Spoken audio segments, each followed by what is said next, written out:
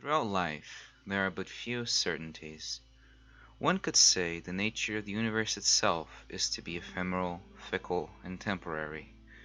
Everything born onto this planet shall one day cease to be, meeting its end in a peaceful or gruesome manner. Someone may say the best way to go out is on a bed, surrounded by your loved ones, being able to say goodbye.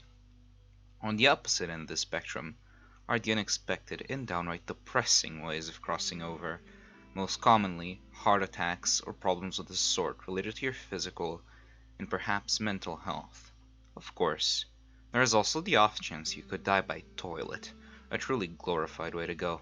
It is inevitable that entropy will claim everything, from planets to stars, galaxies to clusters, black holes to your granduncle Larry, who somehow always shows up in every single family meeting, even when he's not invited. I swear, that man is a mystery. But when we talk of passing away, we usually think of our own little world, be it a family member, friend, or even animal companion that has left us. It takes a deep toll on us. There's no way it wouldn't. The realization you'll never see that being dear to you again strikes close to the heart, and it takes a while to hit us. And when it does, it hits harder than anything else. But how does mortality, and the way we deal with it, relate to a YouTube channel that made its own community and gave comfort to people in a very trying year, right before disappearing?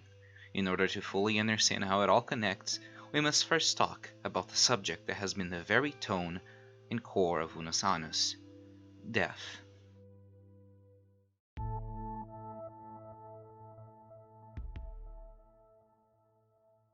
One of Yalom's ultimate concerns, it is an aspect thoroughly intrinsical to our lives. It's a source of anxiety for some and a source of motivation for others. Due to the universal aspect of it, it is something that has shown up in every culture at least once. Many try explaining why we die and how that came to be. Whether it be due to the fall of man by temptation and sin, an example which claims how fundamentally flawed we are as humans, it can also be due to the failures and disagreements of gods, such as Prometheus and the opening of Pandora's box, or Maui being killed by the goddess of the night. Yet, in all of those mythos, there is but one thread linking all of them together: the existence of an afterlife, where our identities are not erased or forgotten, and we get to live out the rest of existence in peace or in torment, determined by how we behave during our time on Earth. However, this may also be seen as a form of negligence, a refusal to accept that we can really be gone for good. Of course, nobody can tell you what happens once we go away, but is someone really dead just because their bodies are no longer with us? Another quote attributed to Yalom explains that one person dies twice, when they stop breathing, and the second time when their name is spoken last. Of course, this is uniquely symbolic, as someone's existence is entirely stagnated once they stop breathing. For as much as that person has contributed, they shall no longer bear anything new. However, their ghost, or rather, their image, shall remain alive for as long as they're remembered. To answer this, one such question that looms over our heads at every stage of our lives is to reach a rather cliché conclusion. A certainty, an antagonistic drive, a fear. It is all of those, and sometimes more. Death is the guarantee that we have to spend our lives in a way we can enjoy it. If you give a game where you can't lose to a child, they will eventually get bored of it. For it is death that gives our lives impact, meaning, and closure. Whether it be working towards a religious salvation in paradisiacal afterlife, or just living to enjoy every second of it. To find inner peace, one must accept our mortality, or else be plagued by an unwinnable battle against a fundamental aspect of existence itself.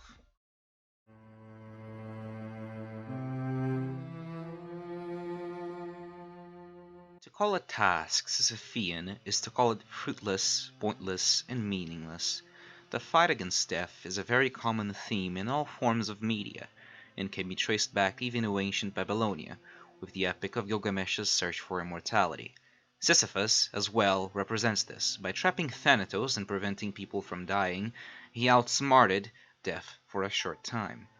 However, as is also another common theme, the lack of death also brings untimely suffering, as the old and frail cannot die. As I'm sure almost everybody knows, Sisyphus' punishment was the endless rolling of a boulder on a hill that would always roll downhill when near the top, furthermore showing the insignificant struggles of humanity towards death. Such themes are also present in other stories, such as the story of Tia Miseria, which closes with a rather morbid line. For long as death keeps his promise, there will be misery in this world. The story depicts death as a merciful force, as when misery was keeping in hostage, countless people were suffering. However, as long as death exists in our life, we will suffer and we will become miserable. Another such tale is of Godfather Death, which tells us how death is fair and treats every man as equal, something that neither God or the devil is capable of. For to go to heaven or hell is to have a celestial bias, so to speak. One who goes to hell cannot go to heaven, and vice versa. However, both will suffer through death equally. Ultimately, the struggles against death are not born from a fear of dying, they are born from a fear of the unknown. I am very certain a very specific author with a very specifically named cat would be very pleased to hear this. But it is the uncertainty and the fight to keep our identities that end up leading to death anxiety, something we all come across sooner or later. Death anxiety is truly, truly a terrible thing. It plagues your mind, fills you with anxiety, and makes every action you take have a hefty toll on you. It is the source of all phobias and fears alike. For what are those but threats to us? In a more primitive sense, we are afraid of what can hurt us, of harm, be it emotional or physical. Thus, it can be said, all the actions we take, and also avoid, are attempts to deny death and distract ourselves from the very core of our concerns. As should be evident by now, one of the main stressful parts of death is the unpredictability of it. But what would happen if we knew exactly when something was going to end, when someone was no longer going to be with us? Would we try to fight back and change reality, engaging in numerous Sisyphean tasks, or would we accept it and try to enjoy all the time left with serenity?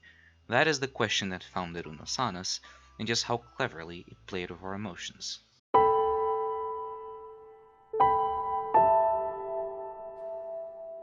The phrase Unus Annus in Latin means 1 year. It is a space of time in which a lot can happen, tangential or not, to our lives. It is a time that allows for great change, in the world and in our inner selves. Memories come and go in that time, as do relationships, feelings, and promises. In 1 year, memories, laughs, and comfort were all shared by one community. Mark and Ethan made a compromise of uploading every day for 1 year. It is a monumental task, even for the most dedicated of content creators. It is tiring not only in the realm of ideas, it is also labor intensive, whether it be finding the energy to record among global crises, or the amount of work put in by the editors in the channel, who even knowing that their art was going away in a year, went on with full dedication and creativity. At the start of every video was a timer, one that at the beginning of it all seemed like it would never end. After all, it's a year, that's a long time. Yet, as long as it was, it went by in a flash. What I think were the wonders of waiting every day for the time videos would usually be uploaded was that there was, for a small amount of time, one more certainty in our lives. We were sure that there was going to be a video every day where we could laugh, smile, and talk about it.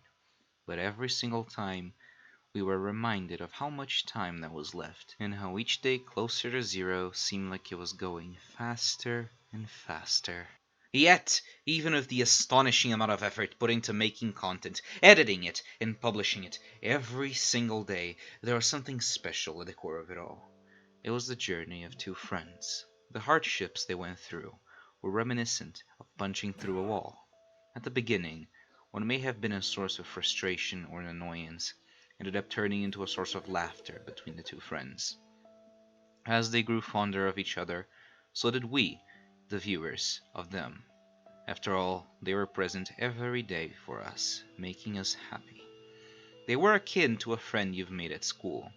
You'd spend most of the day apart, yet every day without fail you'd see them for a few minutes during your break, and spend those minutes in a bubble of bliss, without the stress of every other subject you were learning.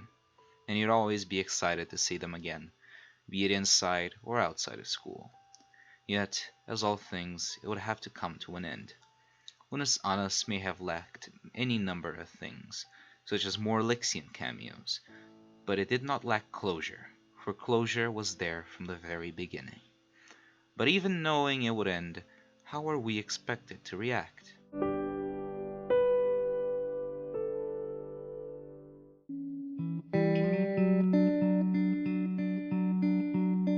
There was not much time left, and the people of the town were scrambling. Where did they go? They all thought. Why did they leave us? But the wisest among them knew the answer all along. The time was nearly there. Some townsfolk tried to pick up and keep as many of the things that reminded them of the duo as possible.